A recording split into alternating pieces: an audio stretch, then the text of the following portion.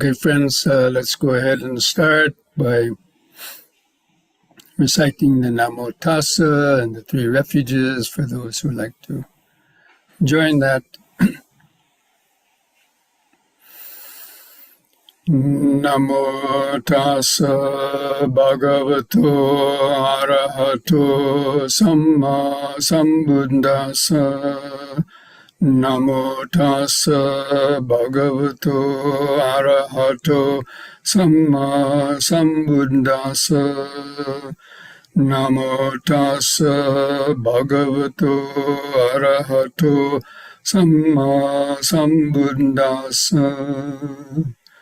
Buddhang Saranang Gacchami. Dhammang Saranang Gacchami.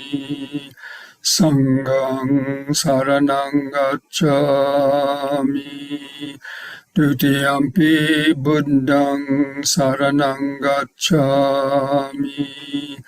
Dutiyampi Dhammang Saranang Gacchami. Dutiyampi Sanghang Saranang Gacchami. Tatiyampi Buddhang Saranang Gacchami. Tatiyampi Dhammang Saranang Gacchami. Tatiyampi Sanghang Saranang Gacchami.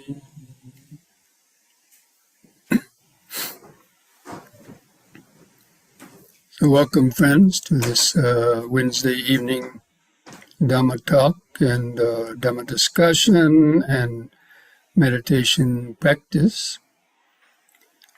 So tonight we are continuing on our review or study of the Maha-Nidana Sutta that we started last week. So there might be some people that were not here last week. But anyway, I'm going to review, just give a summary of this sutta, what we went over last week, and then continue where we left off tonight.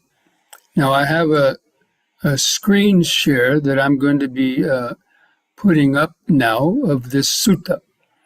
Now, this is a different translation of the sutta that I had sent you out the previous week.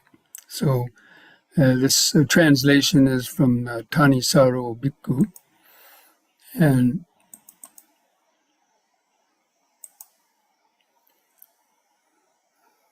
wait, how come it's not sharing here? What happened? Judith, help me out. You should be able to see the document there. She's got another. Bhante, we can see, but we are seeing the YouTube screen. Oh, just moved on the screen here. Yeah, Just here to Oh, you didn't have it open. help me out. What should I do here? Close that. and actually, or you have a sutta up there, Bhante, different tab is there. The middle tab? It says you are screen sharing, but it's not screen sharing. No, it is screen sharing, Bhante. We can see your screen. But you don't see the sutta, right? But yeah, you have to change the tab, Bhante. It's the next tab from the YouTube. It says share here. Looks like you had closed that document. You had to click on the Edge browser, the one Yeah, next to it. we can see it. Okay, that's not what we want. We want And the next tab, Judah check. tab. Yeah, right here. Right here Next too. tab. Oh, okay. I'm still learning, friends. Well, it wasn't how you did that before. I was already very impressed what you're doing. Okay, so But you have to share the screen, Bhante. We cannot see your screen now. oh, yeah, I haven't shared it yet. Where's that thing that says share? Go back to the Zoom meeting. You need to be here, Prashant. There you go. Now It click- wasn't so complicated when I was testing it. Yeah. Well, go click on that. Just click. Click. There you go. Now click green. Now click. There you go. Okay. Hopefully, we're in. So Yes, Bhante, we can see your screen. Now I'm going to go back to the beginning of this sutta because actually this is a better translation than the sutta I had sent out the previous week. And this has a very good introduction by Bhikkhu Tanisaru. I'm not going to read it now, but I would, if you haven't read, I would highly suggest you reading this. But so this is the beginning of the sutta. I'm just going to kind of go over that. Now, this is a question from Ananda. He asks him, he thinks that there's a, this is Ananda, you can read it there. He was asking, he says, it's amazing, Lord, that's what he calls the Buddha, how astounding and deep this dependent origination is, how deep its appearance, and yet to me it seems as clear can be. And then the Buddha says, don't say that, Ananda, don't say that. Because the Buddha knew that Ananda didn't understand this dependent origination in its entirety because he was only a Sotapanna. So he had some glimpse of it, but he didn't understand it fully because one doesn't fully understand the Paticca Samuppada until one has become an arhat, actually. So I'm not going to go through all of this. But it's basically, through the, it's starting repeating the 12 links of dependent origination, but leaving out ignorance and the karma formations and the six senses. But what's important in this sutta is, how do I get rid of these pictures on the side so I can, it's blocking the words. With a dash symbol. Okay. So, as I mentioned last week, the Buddha was, the Four Noble Truths are about suffering and the cause of suffering. So the question is, we all know what aging and death is, right? So the Buddha is asking, or says, what is the cause of aging and death? Now, if you go and ask somebody in front of Walmart or Home Depot, coming out of the store, what's the cause of aging and death? And they'll probably say, well, I'm 65, 80 years old now, and, death is going to come. Well, yeah, but what is the real cause of that? So no one's going to think like this. Only a Buddha can come up with his answer. Birth. Birth is the cause of aging and death. This is from the Dhamma point of view. That's why Buddha, it might sound simple on paper, but, people wouldn't, normal person's not going to think about that. And then what is the cause of birth? And what is the requisite condition for birth? And then the Buddha says, becoming. Now, the average person won't know what the heck is becoming if you ask them that,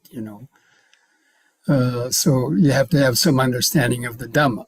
And becoming is basically all the karmic actions that we do in our life that accumulates our habits based on greed, hatred, and delusion. And it involves the law of karma. So basically it means strengthening the sort of our karmic impressions and re-strengthening ones that we keep repeating. So all of that is like, think of it as gas in the gas tank. So all these becoming basically is basically karma. That means your karmic action, you become stronger. And he'll describe that later on. So I'm not going to go through this because we went through it last week.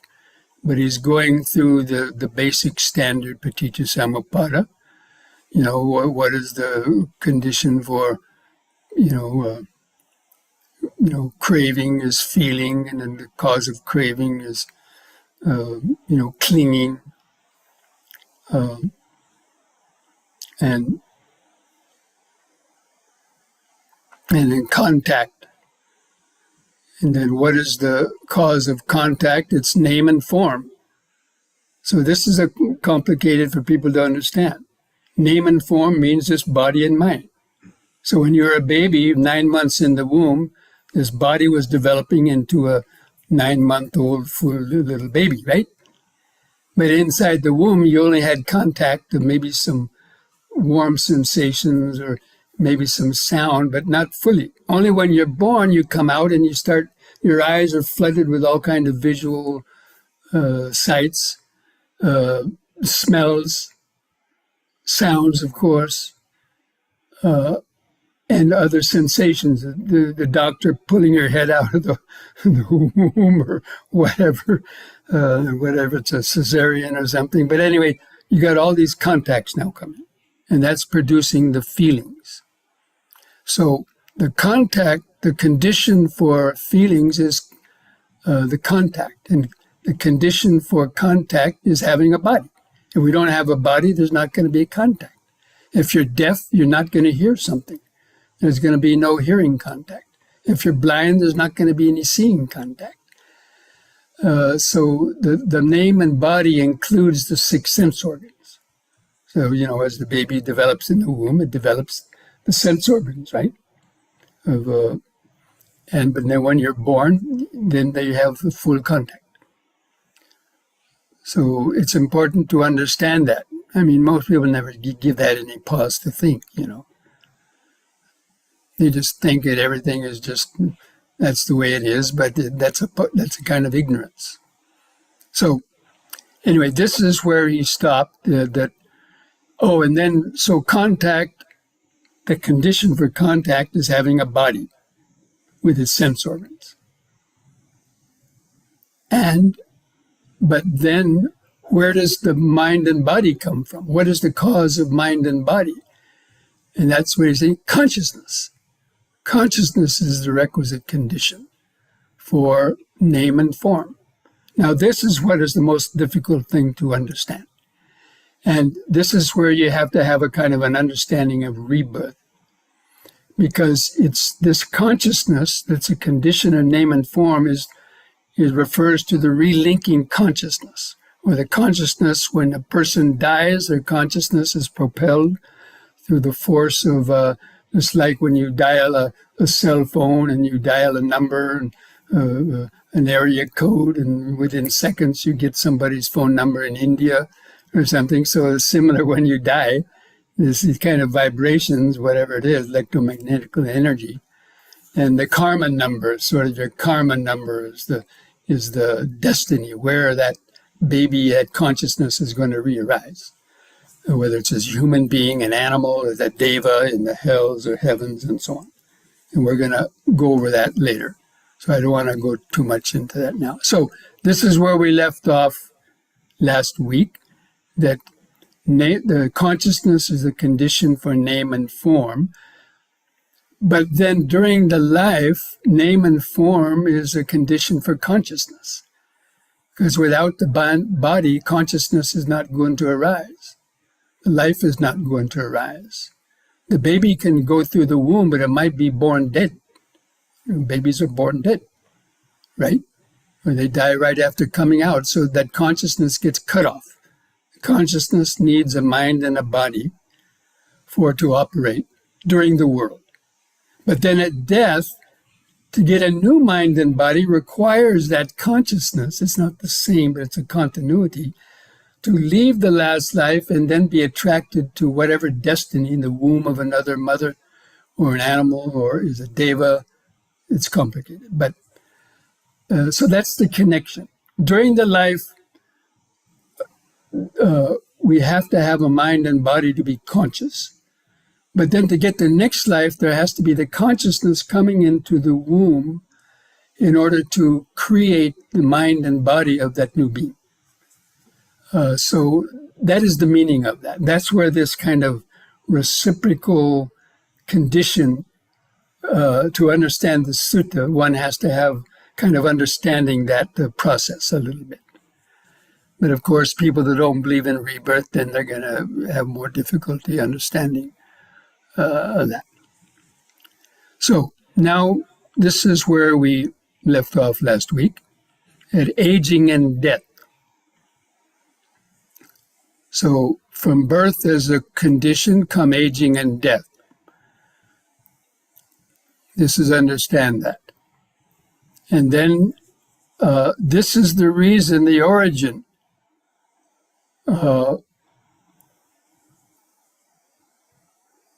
And you know how birth is a condition for aging and death. So if there were no birth at all, you can read along with me if you're at the beginning of that paragraph on aging and death. If there were no birth at all in any way of anywhere, either as a human being, as a deva, or some other celestial realms, as a spirit, even in the hells, this refers to all the realms of rebirth, human beings, or as a quadruped, a dog or a cat or a horse or a bird or a snake, or any form of rebirth where the mind is being born because of its karma. In the utter absence of birth, from the cessation of birth, would aging and death be discerned. So it's wonderful the way the Buddha, explains that. That's what I like so much about the sutras. Who else is going to explain it like that? No. And then Ananda says no. So this is why it's that the birth is a requisite for aging and death, because all those realms of rebirth, even devas might live to be hundreds of years old, but eventually they die from that. Snakes will die and be reborn. Dogs and cats will die and be reborn. Human beings will be born and die, or hell beings and so on. Okay, so now from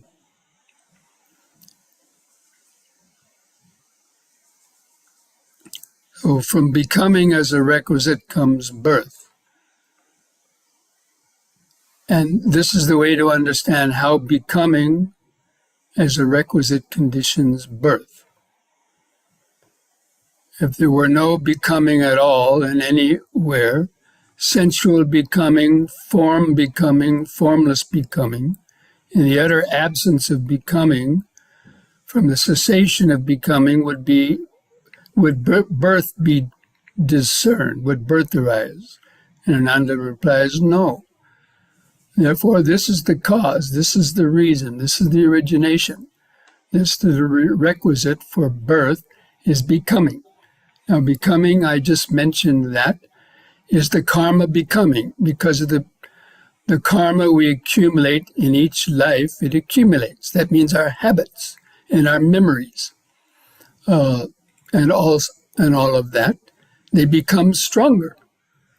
In this life, you make your greed stronger by wanting and desiring more and more things, or you make your anger and hatred stronger by acting on those things and creating karma.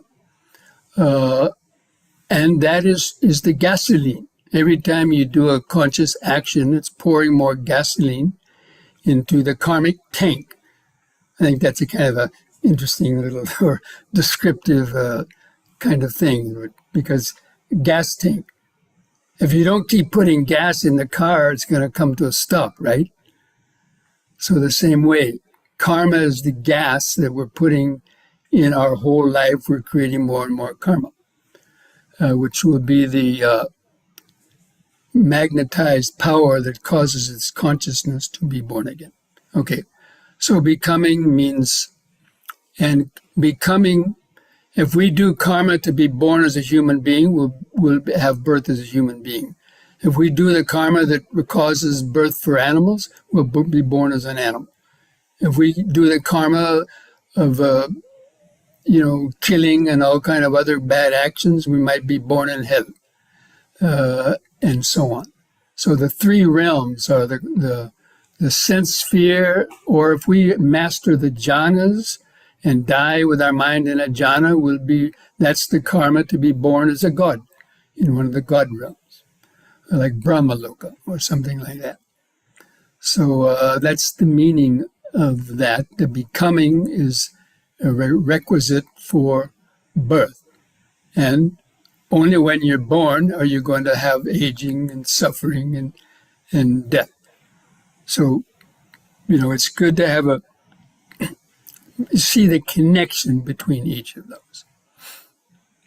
And then what is the cause of becoming?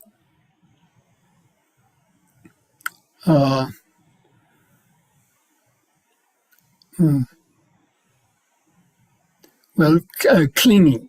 Clinging is the cause of becoming. Now, this is where we get into the regular Paticca Samuppada, the 12 links of dependent origination. That becoming, again, is the karma we create. But everything we do in our life is done out of some kind of desire, which is a craving. So you have a strong craving to get something that might cause you to go and steal it.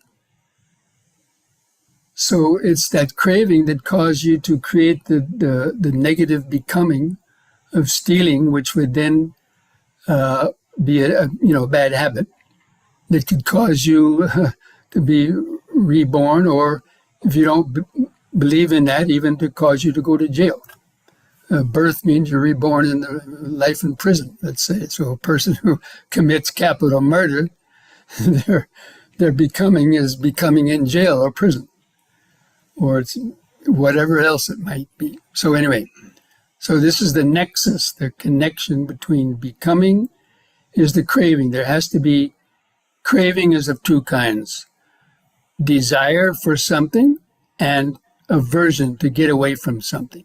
So positive becoming is you want to get something in the future, and negative becoming is the aversion to get away or not to get something into the future.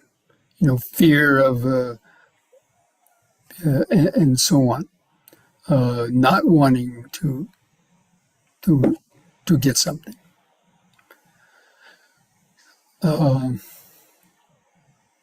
So if there were no craving at all for anything, anywhere, even craving to enter the jhana, even the craving to be reborn as a deva, it's craving for sensuality, craving for becoming, or craving for non-becoming. So non-becoming is like people that don't want to exist anymore, like people who want to commit suicide. They think if they commit suicide, it'll cut off their mind and they don't believe in rebirth. So they think that's non-becoming. They're so disgusted with life or in so much pain, whether it's depression or whatever, they want to terminate their life. So that's called the negative becoming, want to become annihilated, wanting not to exist. So there's existence and then there's non-existence. We have craving to live, so people want to live. That's called kama bhava, or craving for becoming. You want to live 5 more years to see your kids graduate from college. You want 5 or 10 more years to live so you can finish doing your bucket list or whatever. Or other people want to terminate their life because their mind is in such a condition that they don't want to, and they think there's not going to be any rebirth. They think that's going to be the end all be all of everything. Sort of like atheists believe. So anyway, that's the meaning of the craving is the cause for the clinging. And so clinging is a stronger form of craving. So craving, I've already explained that in other places.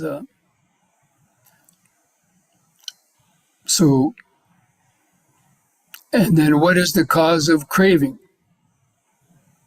Again, that comes back to feeling. So anything coming through the senses, if you see a beautiful object, there's the desire to see. So that's the arising of a pleasurable feeling. So, or a pleasurable sound. You hear something, you want to look. What is that beautiful bird? What kind of a bird is that?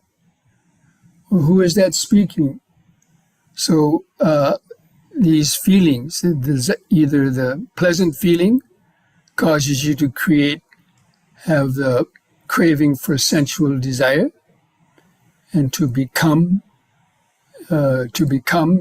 create more gas for the tank to go on living longer.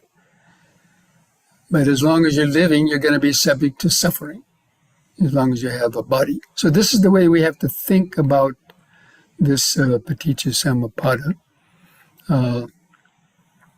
So with the utter absence of feeling, from the cessation of feeling, could there be any craving?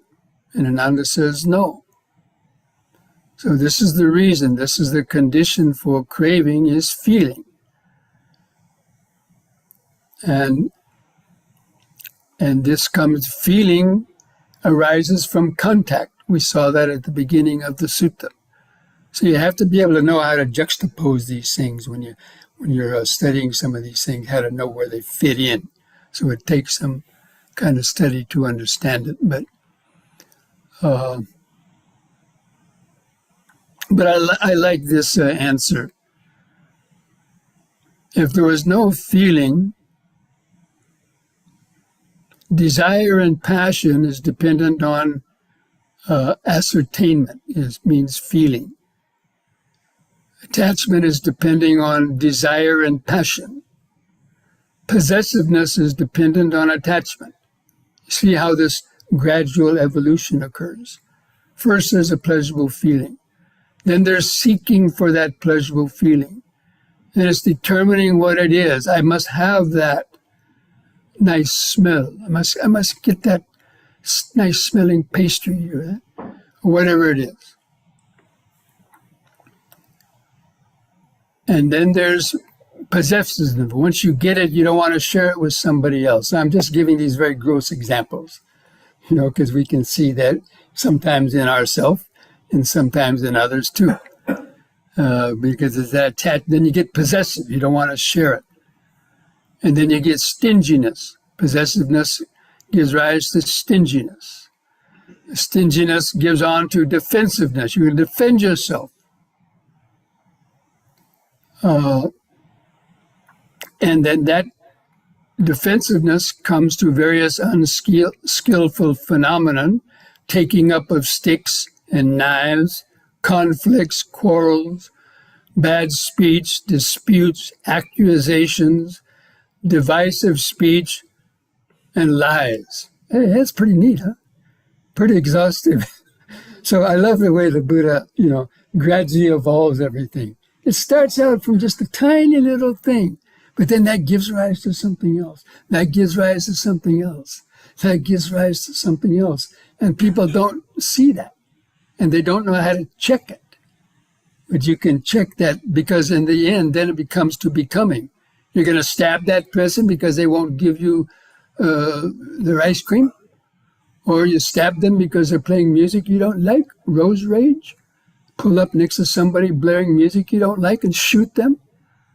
See, they don't see this process developing in their mind. Or they're just not interested in it. So anyway, this is how the Buddha wants us to understand how these things all gradually build up from small things to the things that are eventually going to cause us suffering here and now, and accumulate the karma that's going to cause us rebirth into the future. So if none of those things, if pleasant feeling didn't lead to desire, if desire didn't lead to scheming how you're going to get that desire, and if that turns into then breaking the precepts, and then having to fight or tell lies and kill. So he asked Ananda that question. This is the cause and condition, the requisition for all of the unskillful phenomenon is so defensiveness is dependent on stinginess. So that's a good one to learn during the week. This should be one's homework for the next week. Kind of see if you can see any of these connections, or how desire leaded to that scheming. How are you going to get that object? Did that cause you to maybe tell a lie, or to whatever, do something else unskillful, Be stingy. or something, or to slander somebody else to get what you want, what somebody else owns. You slander them and tell tales, so you might be able to get what you're after, So it's very interesting. But people know that's the truth. That's why they don't like to do it. That's why practicing Dhamma is distasteful to a lot of people, because they're so caught up into that. And you can't deny it. Once that's the trouble. When you reason in this way, you can't deny it, because the truth is the truth. And it's plain and simple. Anyway, so then coming back to, that the contact is the origination of the feelings, and it comes from name and form again. Name and form needs the consciousness. So that is how we have to, to read the way the Buddha actually, if the permutations, signs, themes, and indicators by which there is a description of the form group were absent, would resistance contact with regard to the name and form be discerned? No. There's two types of contact. There's the sense contact, and then there's a designation contact, which is the mental response. So when a sound touches the ear, that's called the sense contact, with the sound causing the vibrations to go through the nervous system, the sound vibrations, the electrons, or whatever it is, to the memory. And it triggers off the memory, and then the mind remembers that vibration and says, oh, that's Bhante Rahula's voice. That's designation contact. So first there's the sense impression touching the sense organ, but then there's the mind and the memory that's going into the memory, like Google. You type in 3 words, and Google goes into its memory and then projects out what it thinks you're looking for, right? I think we're all familiar with that, Google, right? So it's interesting. And then only when you see the object, then you understand that's what it is. So, friends, that's, now this last part, the delineations of a self. So I'll just read this. You can follow me in the sutra if you're following this. This is the extent to which there is birth, aging, death, passing away, and re-arising. This is the extent to which there are means of designation, expression, and delineation. This is the extent to which the sphere of discernment extends, the extent to which the cycle revolves for the manifesting of this world, and that is name and form together with consciousness. I mean, brilliant. Einstein couldn't have said it better. I mean, that's what's so, when you read the sutras and especially if you can understand this a little bit, you realize, my gosh, that's not an ordinary person who can come up with all that. And to give such clear examples. I mean, we can see all of that, desire giving rise to scheming, scheming giving rise to telling lies, and then getting what we want and breaking precepts, and then defending ourselves, and then the suffering that comes from that, the worry, guilt, it's all so clear. No one can deny that. I mean, people do, of course. They'll try to make excuses and say, no. But anyway, that's why the Buddha said this Dhamma is for somebody who's intelligent, not for somebody who's not intelligent. Okay, now the delineations of a self, this is the last part of the sutra. It's also difficult for people. So to what extent, Ananda, does one define a self, delineate? People might not know what that means in English, but they think, how does this self arise? Myself has a body. This body is myself. Or this mind is myself. And so they think myself is formless. It's infinite. My ego is going to go up to heaven and live with a God for eternity. That's clinging to an, indefinite, eternal self, or a non-eternal self. Myself is going to destroy at birth. There won't be any self later. That's the annihilationistic view. So, but people have these views. I mean, they do, right? There are people who believe that. There's some people who believe there's nothing nothing that continues after death. No self, no body, nothing. And then there's others that think they're going to live for eternity in some kind of heaven world or in hell, because that's what some religious doctrines tell that, right? So people believe, they cling to these beliefs. So this is not this airy-fairy stuff, This is real beliefs that, billions of people believe in various views about this self. I'm not going to go into all of that because it's, see, in this one paragraph, the one who believes in a formless or a finite, it's about either being born in the future or not existing after death, or you're going to believe in some of these other realms of existence, and the assumptions of a self. This is taking the five aggregates to be myself. This body is myself, or they say this feeling is myself. Because people say, I'm feeling sad, so they're taking feeling to be their self. Or I'm feeling happy, that means they're relating to that feeling as belonging to their self. But those feelings change. If something is considered yourself, you should be able to control it. But we can't control these things because they change dependent on conditions.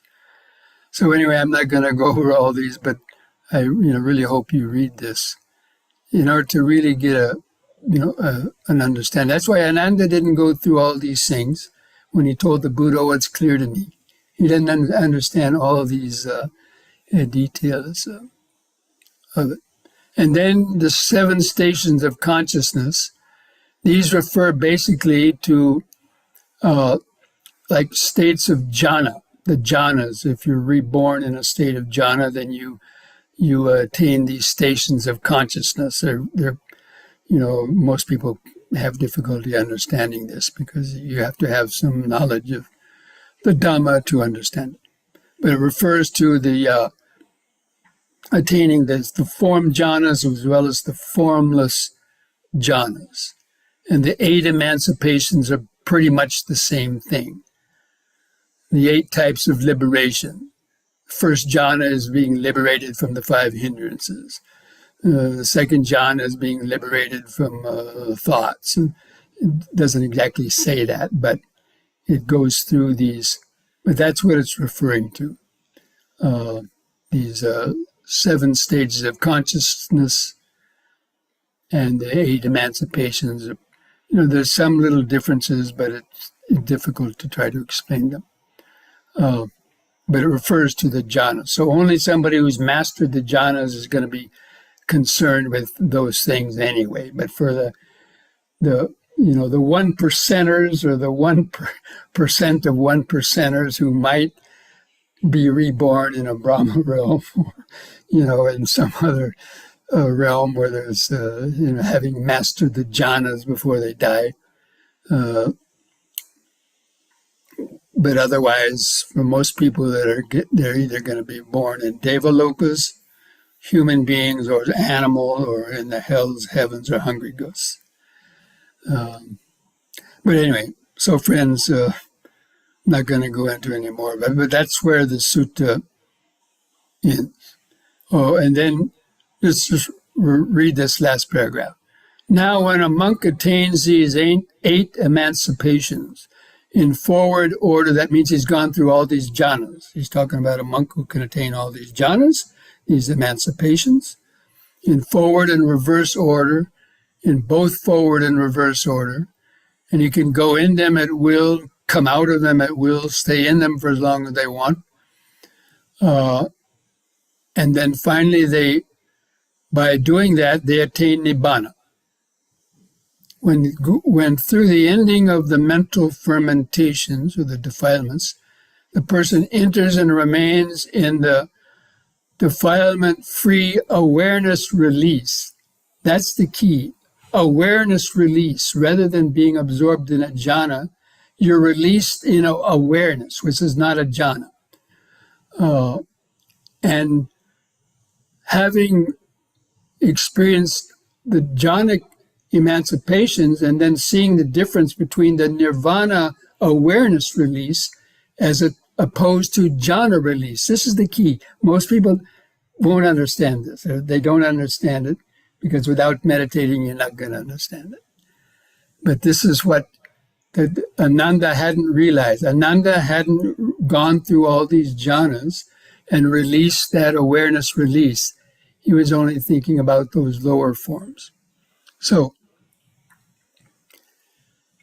and then having known and realized it in the here and now, that person is said to be released in both ways. So they're released through the jhanas and they're released through development of wisdom and awareness.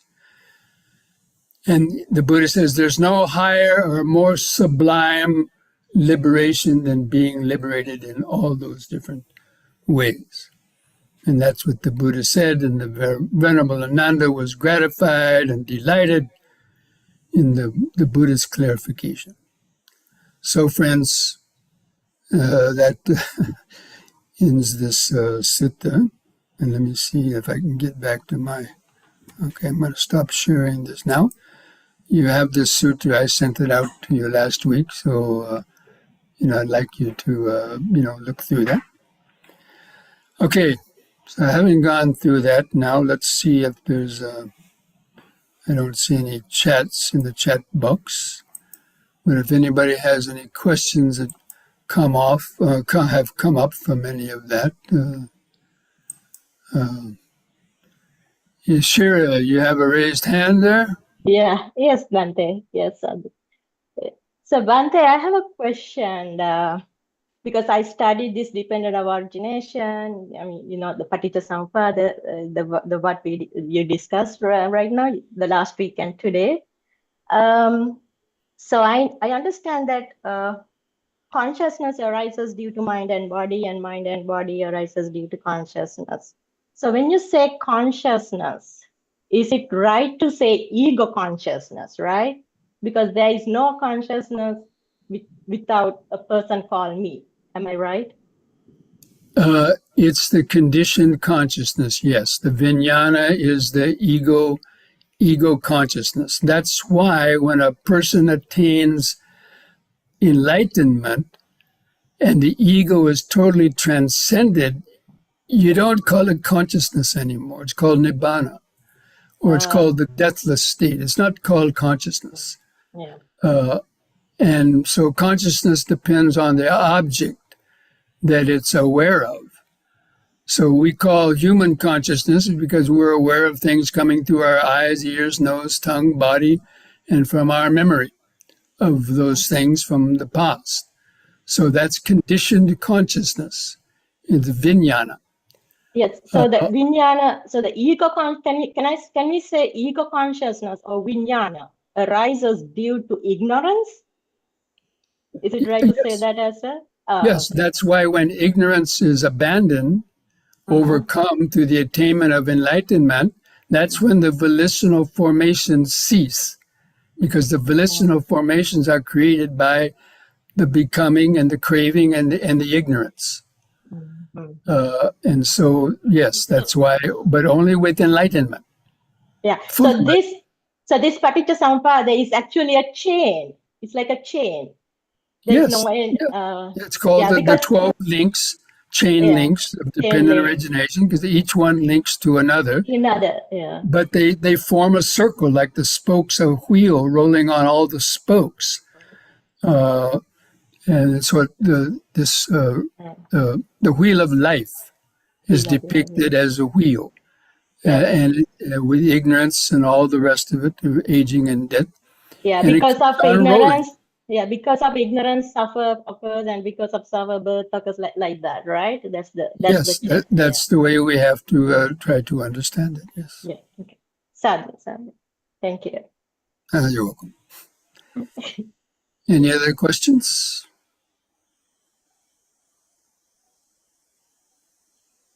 Bhante, there are questions in the chat, I think. Okay.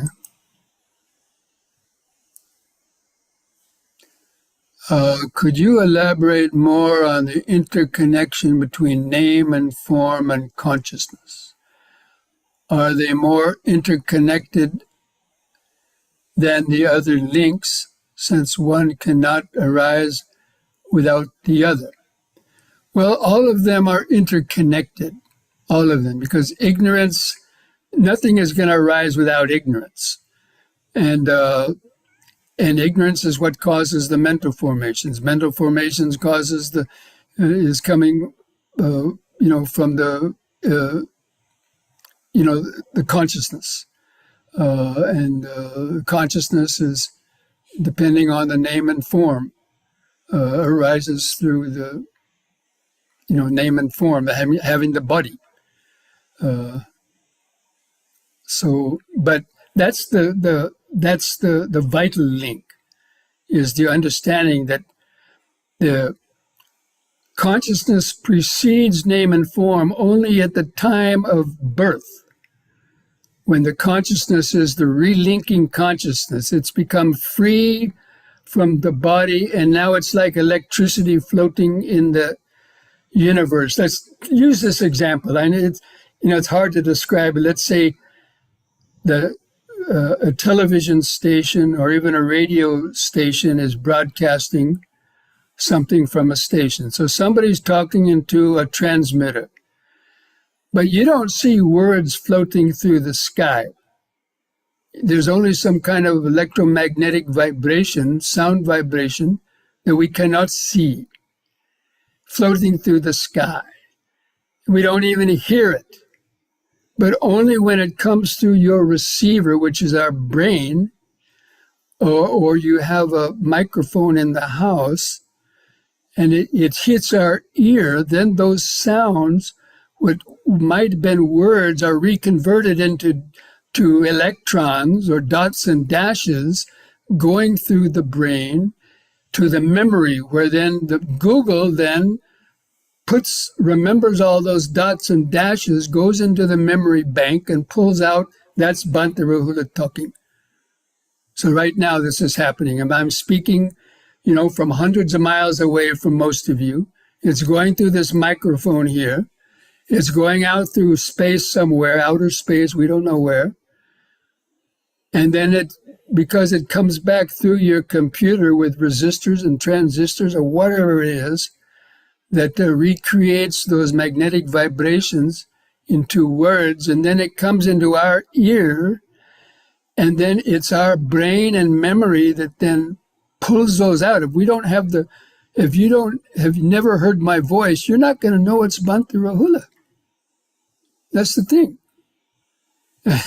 And so it's the memory of the past that allows us to remember and to recreate these images, the contact and so on.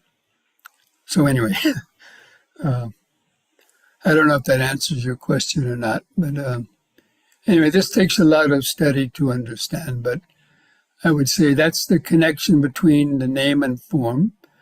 And then once you're born, once the baby's born, once the baby comes out of the womb, now it is, if it doesn't hear anything, you're not going to be conscious of sounds. If a baby's born blind, it's not going to have seeing consciousness. If it's born deaf, it's not going to have hearing consciousness.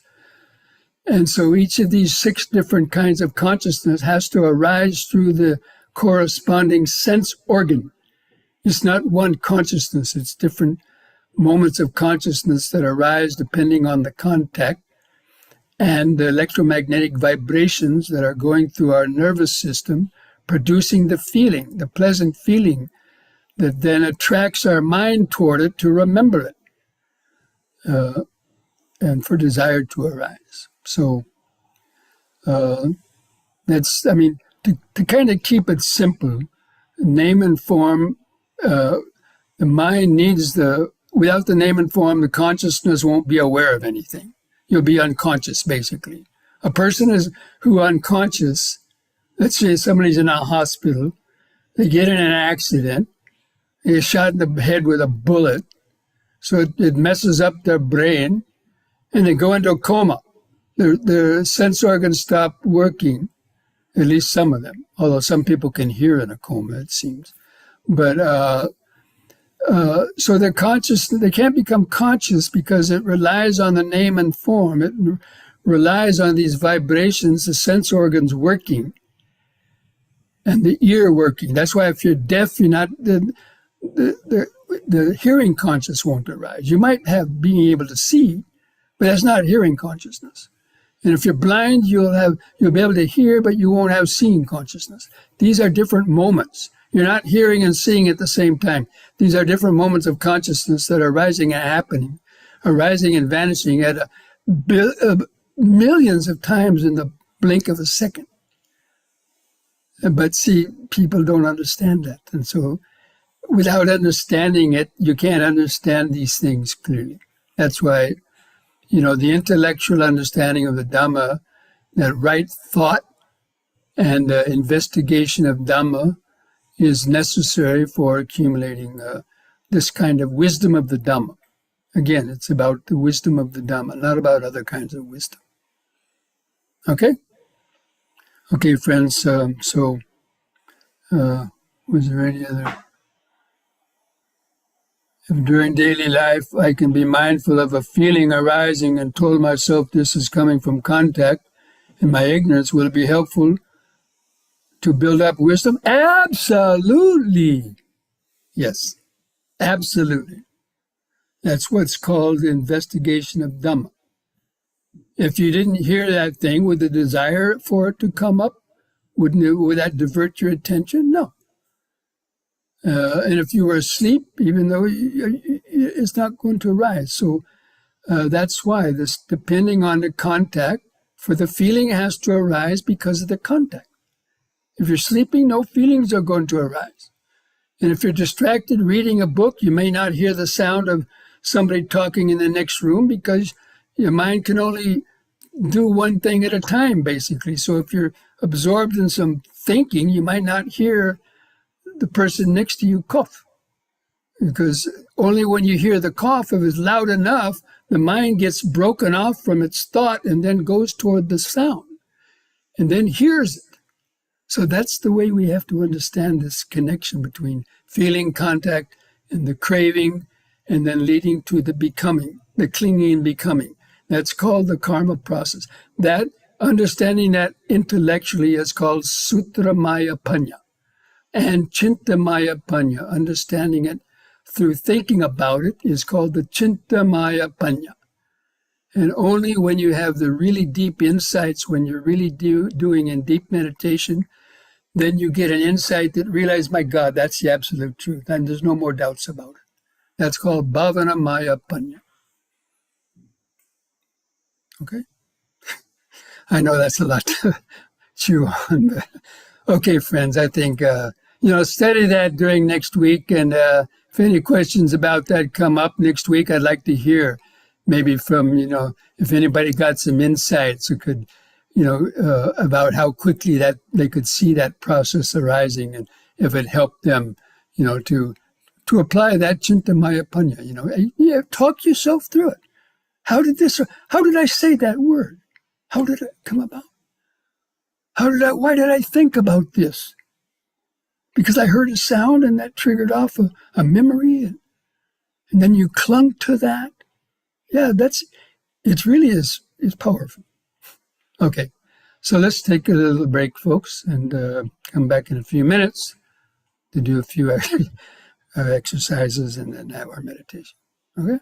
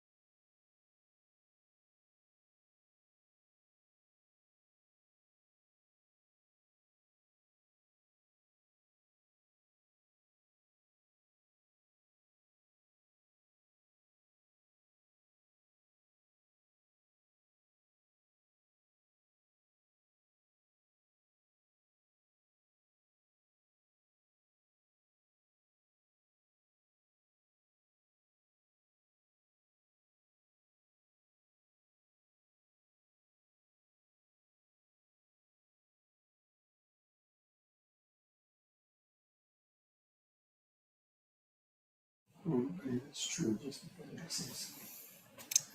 Okay. you're a fact. You're on the Here's the truth. You ready? You're ready to go. Here's the truth.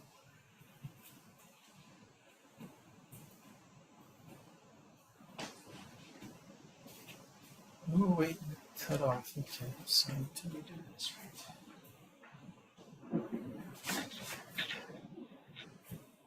Okay. Yeah, this thing is just going. No, that's pretty good. Bend your back.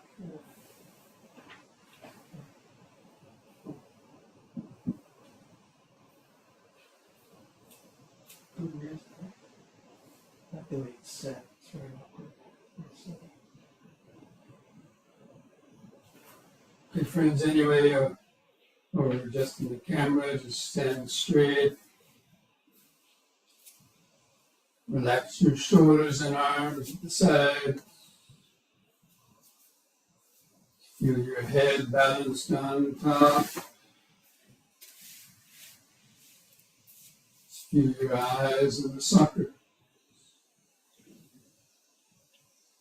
Try to feel the outline of the standing body. Then begin some deep, slow breathing.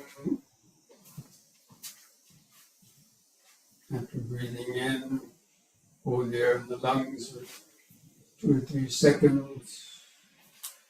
Give time for all the oxygen to get out into the bloodstream. Let's cultivate this mindfulness. Breathing in, letting go of the past and future. Hold the air. Breathing out, standing here and now. Breathing in, letting go of the past and future. Breathing out, standing here and now. And combining this breathing with these movements. On the next in breath, raise the arms over the head and fill out the fingers, turn the palms up, straighten the arms, stretch the head back. Feel the stretch sensation. Release the fingers, out breath, and feel the last bit of air go out. Let the arms come down. And again, in breath. Stretch up, bend back a little. Feel the sensation, those feelings, contact. And rise the feelings, out breath.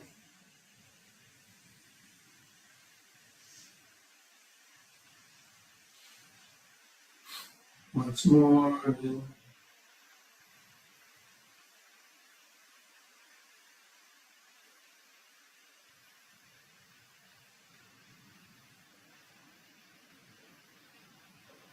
Out. And the last bit of air go out. And close your eyes. Just feel your feet pressing the floor. Feel your arms and hands hanging at the side. Feel the head balanced on top. Your clothing touching the skin. Try to feel any or all of those sensations. Creating the outline of a body.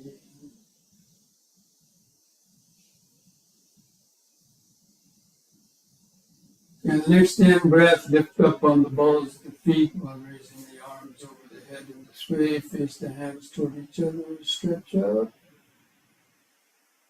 Out breath, come back down. And the air coming out of the lungs, the arms come down. Again, in breath. Stretch out. Out.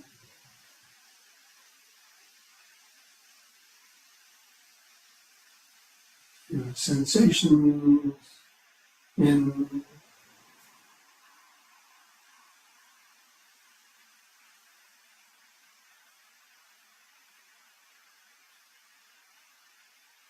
Out.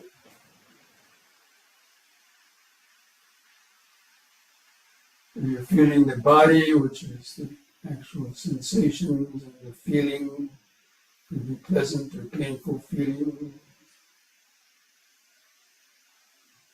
Use the body for the feeling to arise. You're hearing the sound consciousness.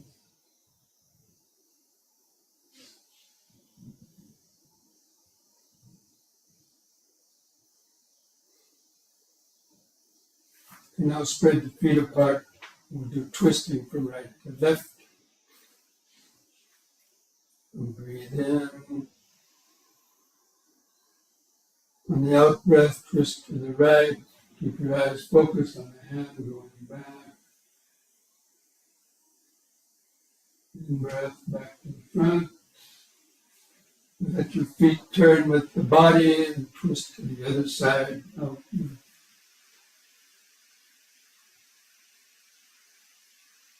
In breath. Keep alternating sides with breathing, feeling all the different sensations, the contact, sensations, the feelings, they're all there. Again to the left.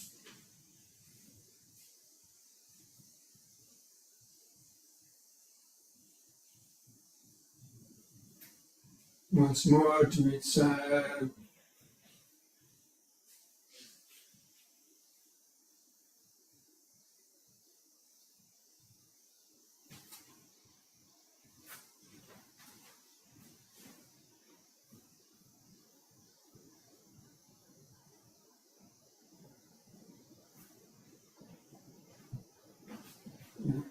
Lower the arms. Close the eyes. Feel each foot pressing the floor. Contact. Feet pressing the floor. The contact.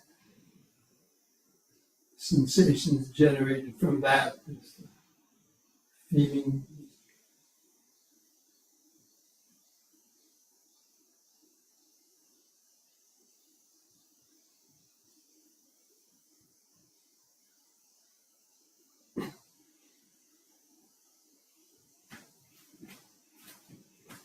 Now we're going to do the backward and forward bending. Breathe in. On the out breath, bend forward. Let your hands slide down to the knees. Keep your legs straight. Keep the head lifted up, looking out in front. And flatten your spine. On the in breath, lift up. Move the hands under the buttocks for support. On the out breath, bend back. Keep your eyes open. Be careful. Feel the arch in the spine. Sensation. In breath, lift up. And out breath, bend forward. Let the hands come below your knees. Feel the extra stretch in the back of the legs. To the bones in the lower spine, stretch out. In breath, lift up. Once more, the back bend, out breath. Be careful.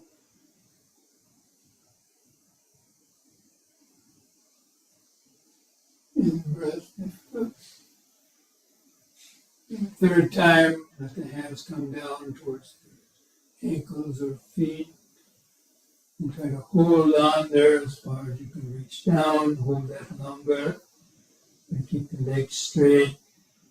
The little bones in the lower spine stretch out. Feel all those sensations. The body is there producing the vibrations, which are sensations.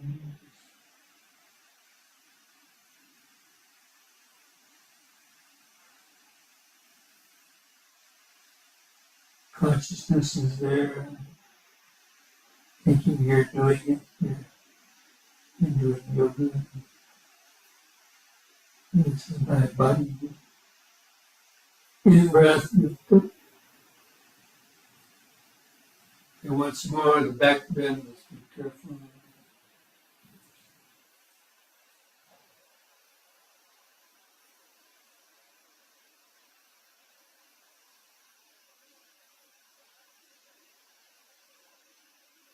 In breath, lift up. Out breath, just relax. Feel the whole body.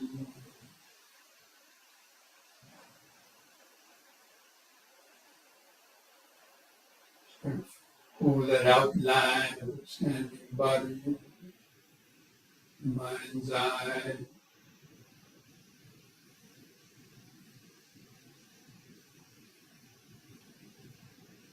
Body consciousness.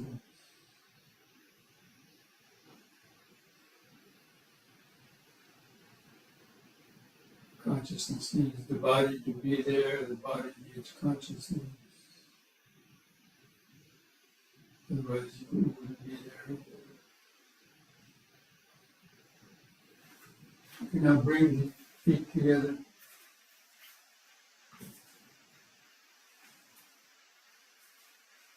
One last exercise, head turning from right to left. On the in breath, turn your head to the right. Look over your right shoulder. You have a stiff neck, just be careful. Out breath, turn all the way back to the left. Look over the left shoulder. In breath, right.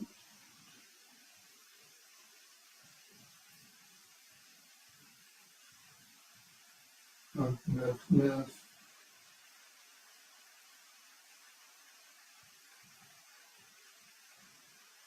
In right.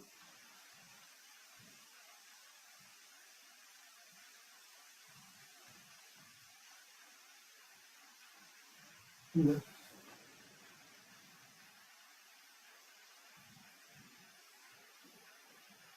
On the in breath, let the head stop in the middle.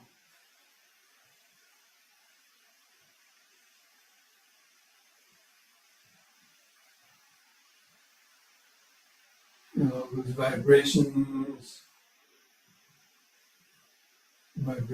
coming from this physical body.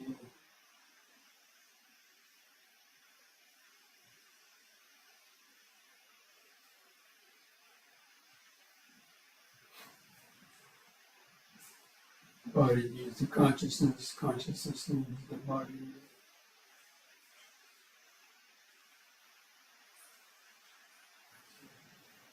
Okay, so now let's come back to our seats. Get ready for the meditation.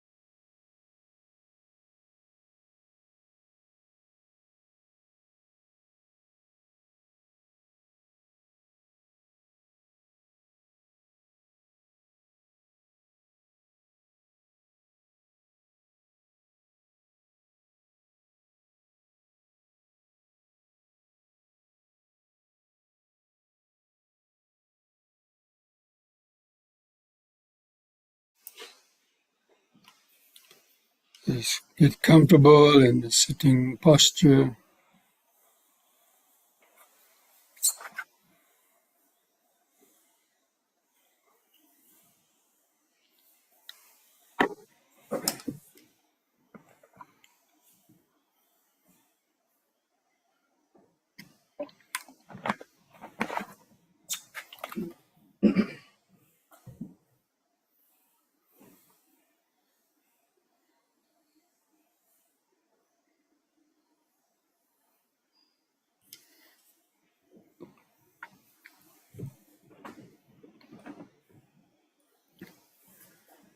Try to align your head and spine in a straight line.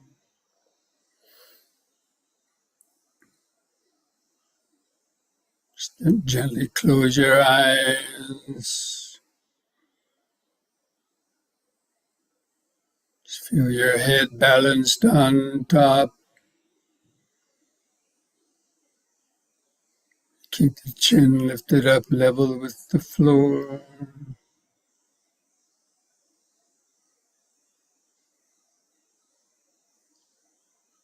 Feel your buttocks pressing the seat. Feel the way your legs are bent, and the feet touching the floor underneath. Kind of just feel as though you were a pyramid. This body was a pyramid. The top of the head, the point of the pyramid.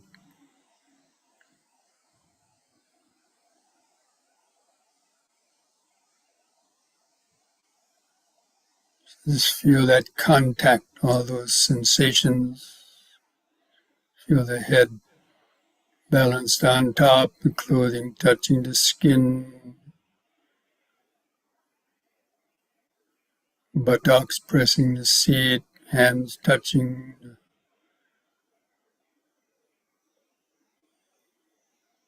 All those are the contacts, the body contact, and all those contacts producing feeling. Feeling in your hands are different than the feeling of your face, different from the feeling of the buttocks pressing the seat. Those contacts, because of having the body, arises contact, arises feeling.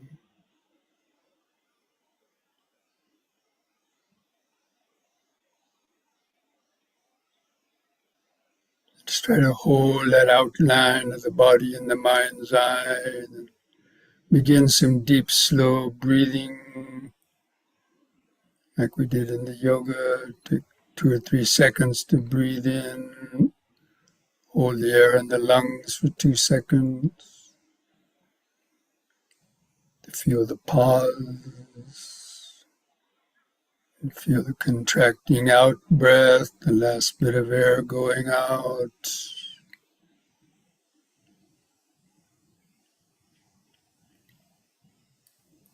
Just take several more deep, slow breaths like that, cultivating this mindfulness. Breathing in, letting go of the past and future.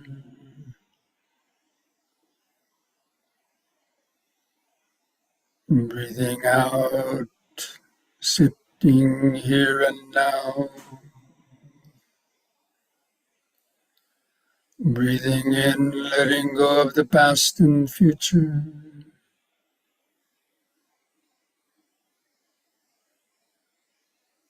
Breathing out, sitting here and now.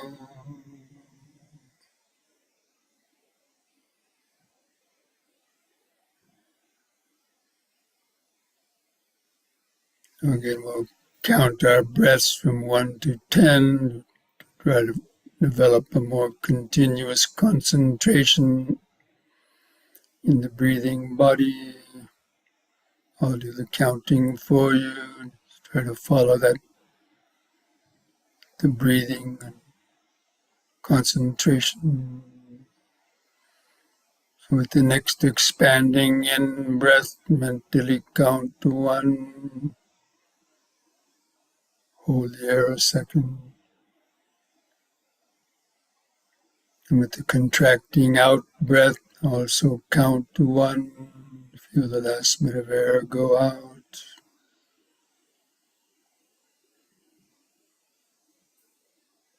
Next in breath, 2.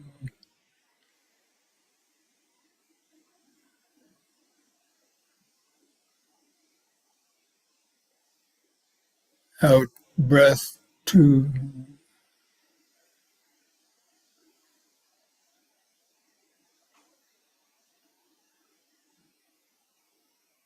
In 3.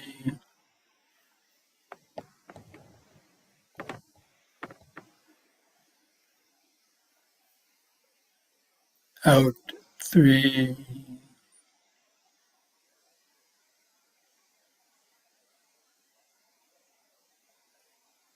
In 4.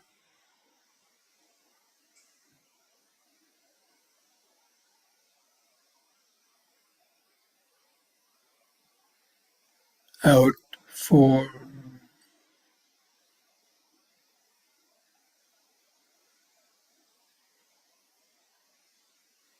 In 5.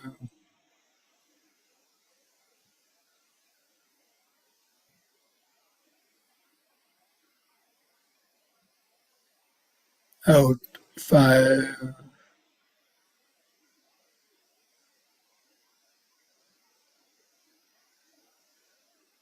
In 6.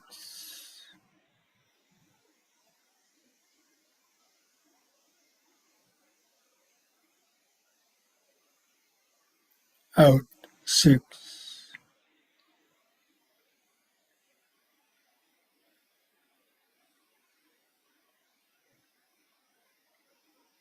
In 7.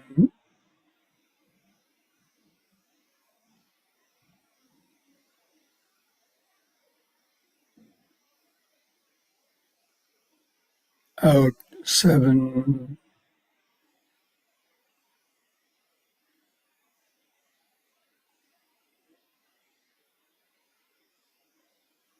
In 8.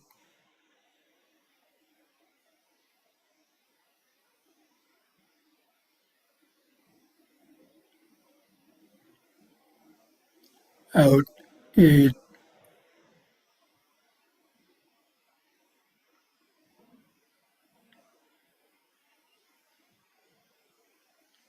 In 9.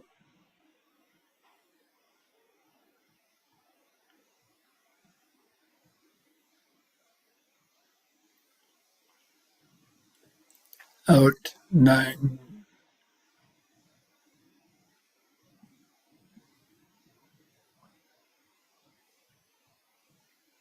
In 10.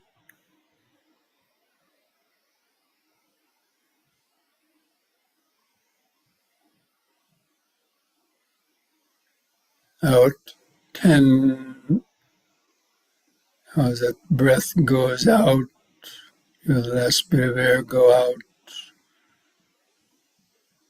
And wait a moment, feel that relaxation, and just let the breath come back in by itself. Don't force the breathing. Just discontinue any control, deep breathing, keeping the attention focused on the residual expanding and contracting sensation. Especially try to feel the contact where the clothing rubs against the skin of your stomach, or chest. It expands and contracts because of having this body with the sense organs. There's this contact, clothing rubbing on the skin. It expands and contracts. That's producing the feeling, the sensation.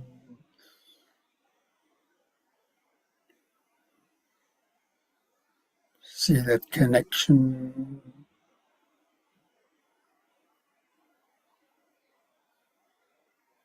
That contact is changing every moment.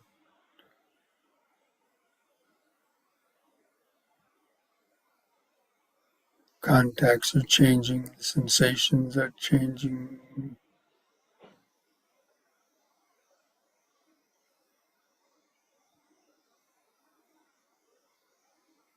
Any thoughts arise, thoughts arising from the desire to think, arising from the contact, having the desire, triggers off thinking or aversion.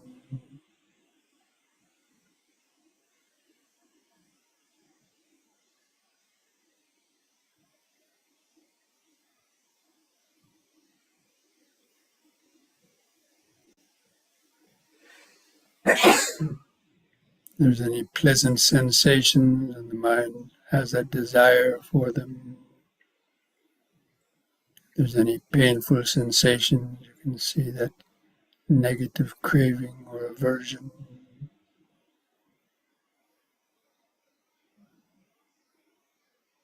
Might trigger off an urge to move.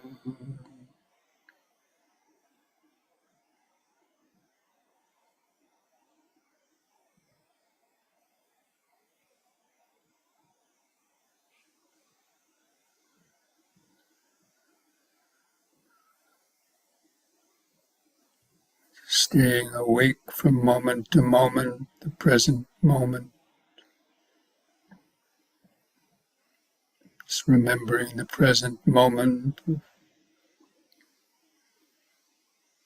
breathing in, sitting, breathing out, sitting, just feeling all those contacts with the body, because we have this body and senses, and there's contacts, hearing sounds through your ear, feeling things through the body sense, maybe thoughts going through the back of your mind, the mind contact.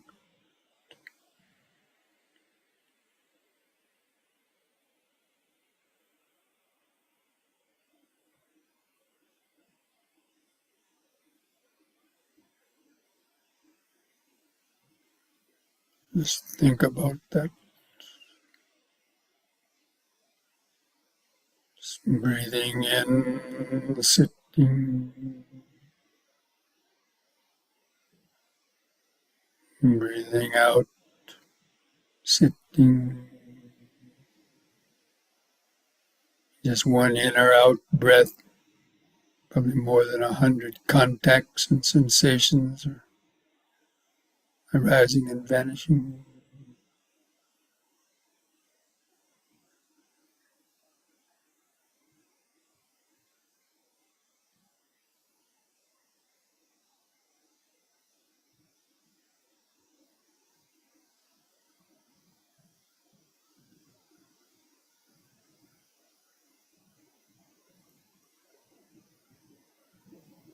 Especially be alert if any of those sensations are pleasant sensations, producing a desire, or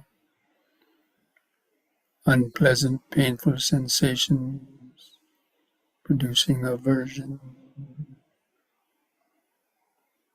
or any thoughts about them.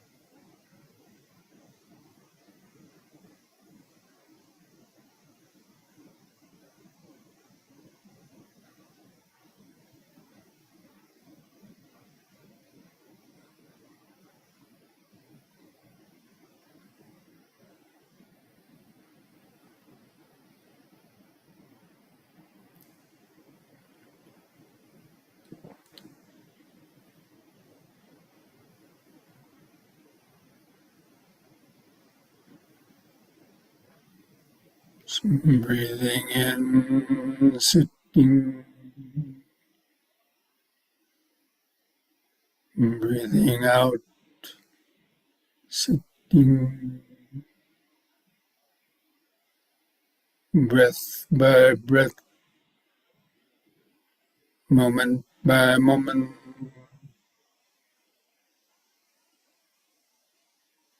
All those 12 links of dependent origination are going through one cycle each moment. Ignorance is always there in the mind, giving rise to volitional formation, the accumulated habits in the mind, the delusion producing ego consciousness, and identifying yourself as having this body and mind. Consciousness produced the mind and body, and having the body and mind is producing hearing consciousness, feeling consciousness, thinking consciousness, moment by moment. Pleasant and painful feelings arises from that contact.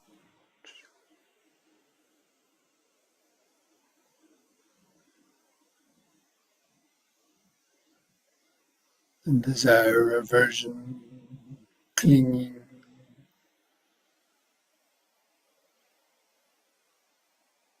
If you happen to move the body or scratch an itch or move because of some discomfort,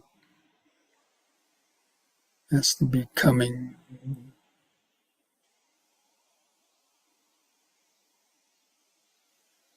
You increase the habit of aversion, the sense of me, I don't like that pain that's becoming. The sense of self becomes stronger.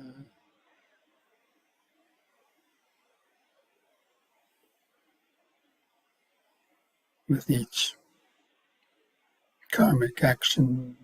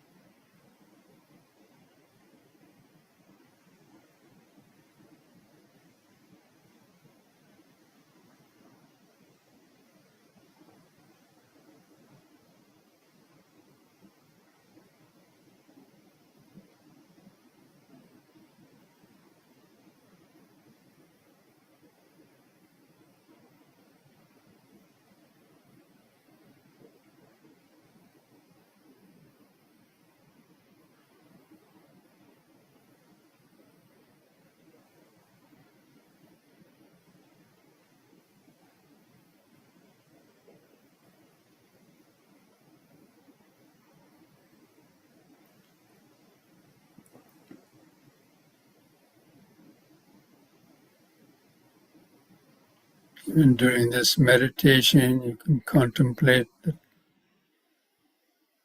paticca samuppada, dependent arising, especially if you notice any one of those 12 links. You can notice ignorance in the mind. You can see desires in the mind, volitional formation. You're identifying your body, consciousness, creating mind and body, producing contact. If any one of those particularly stands out, especially like a painful feeling. You see the aversion arising in the mind, desire to get away from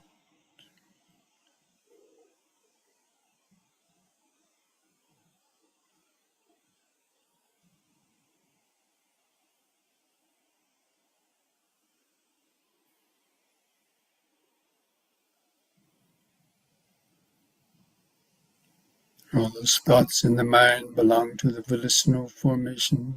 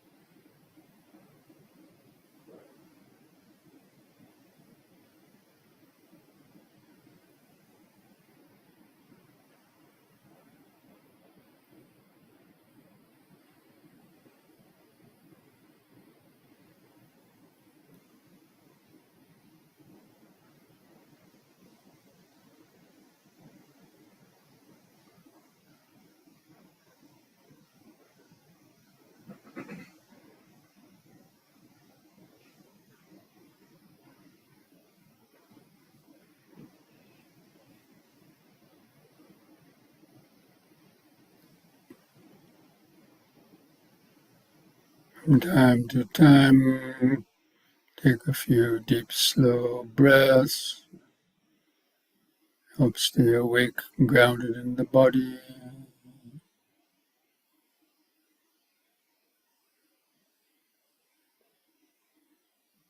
Observing the flow of impermanence, all these changing sensations, thoughts.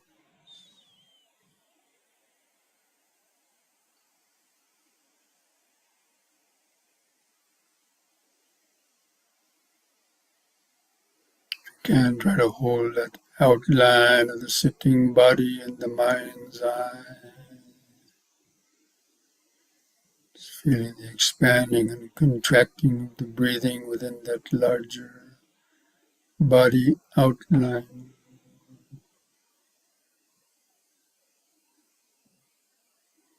The consciousness is creating the feeling of the body.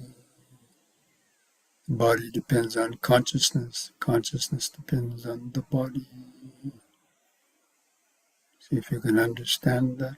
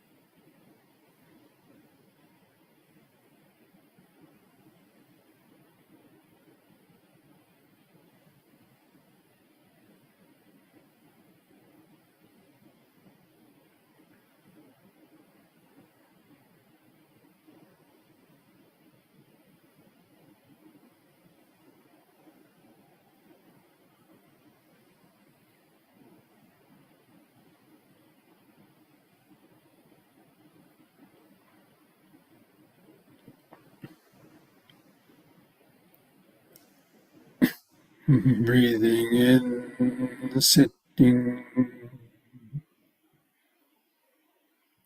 Breathing out, sitting. So many different sensations arising and vanishing. Pleasure and pain come and go. Sounds come and go. Desires, annoyances come and go. Urges come and go. Thoughts, emotions coming and going. These are all just a continuous flow of the five aggregates in their nature of impermanence, continuous change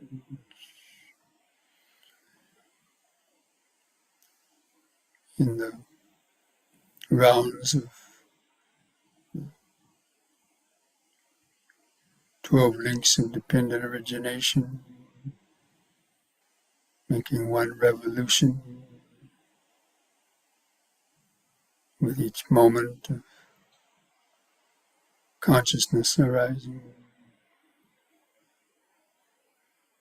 undergoing birth and death.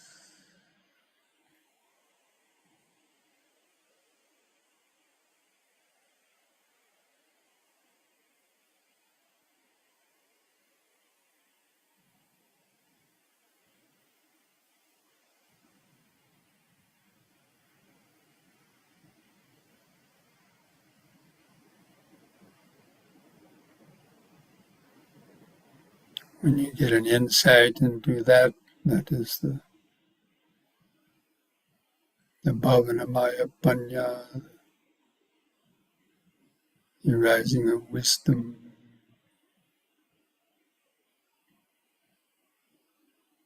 for the right understanding.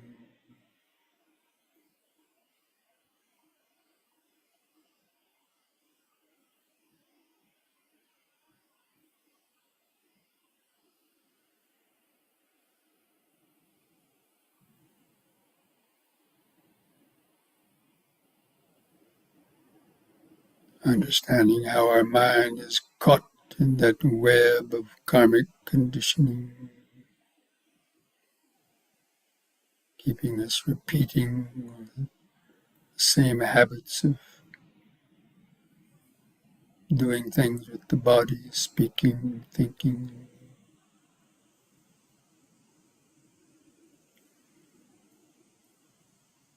accumulating, becoming.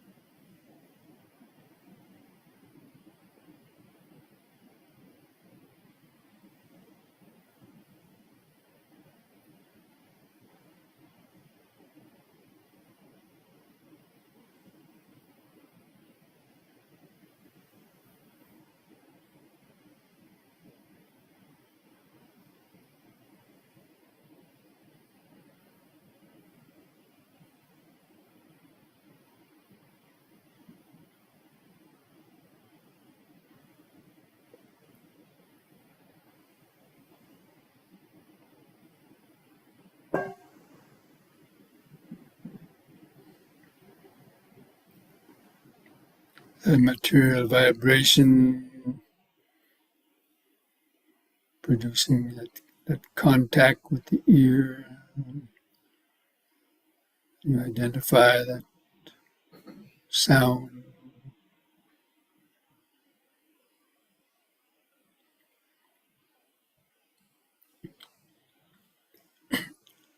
Nati janam apanyacha panyanati ajayitu yam hi jarancha panyacha siri nibbana santiki.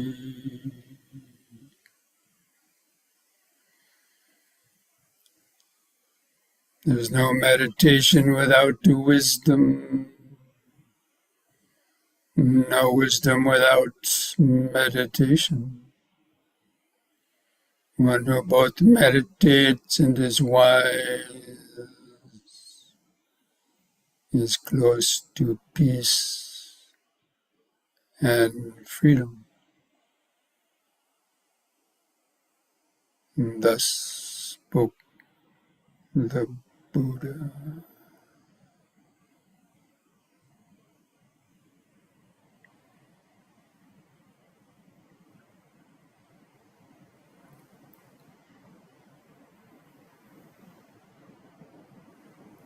Now to finish the meditation, I invite you to join in chanting the word sadhu 3 times slowly. We do that chanting on a long out breath. So take a deep breath.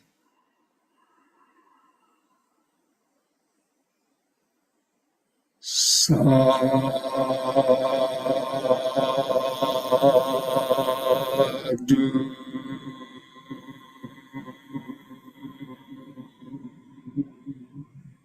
Breathe.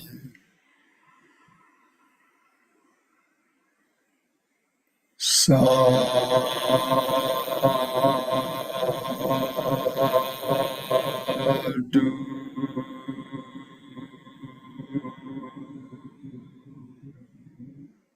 Breathe. Sadhu.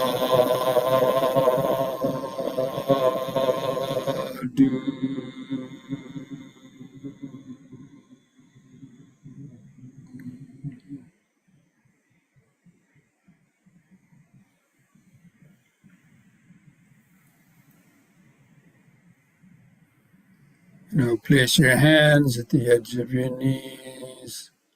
Take one more deep breath. As you breathe in, stretch your head back. Pull the hands on the knees to arch your spine. Feel the sensation. And lift the head up on an in-breath. On the out-breath, press the chin to the top of the chest to stretch the neck vertebra.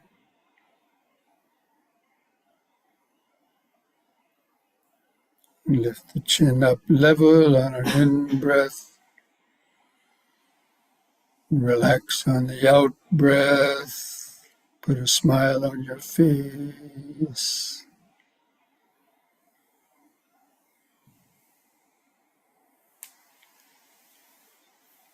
Okay, friends. So this brings our evening Dhamma discussion and meditation to an end, although mindfulness should never end. Anyway, during the week, as I mentioned, try to see if you can get some insights or observe some of these links of the dependent arising, especially contacts producing feelings. You have this body, so there's always contacts with the world producing feelings and thoughts, desires, aversions, thoughts creating suffering, causing you to do some karmic action of becoming, increasing the habits, increasing your sense of self. Okay? You make life interesting. Thank you, Bhante. Okay. Bhante, sadhu, sadhu, sadhu. Be well, be safe, be mindful, be wise. Namo Buddhaya. Thank you, Bhante. Namo Namo Buddhaya. Buddhaya. Thank you, Bhante. Thank you, Thank you, Bhante. Namo Bhante. Buddhaya.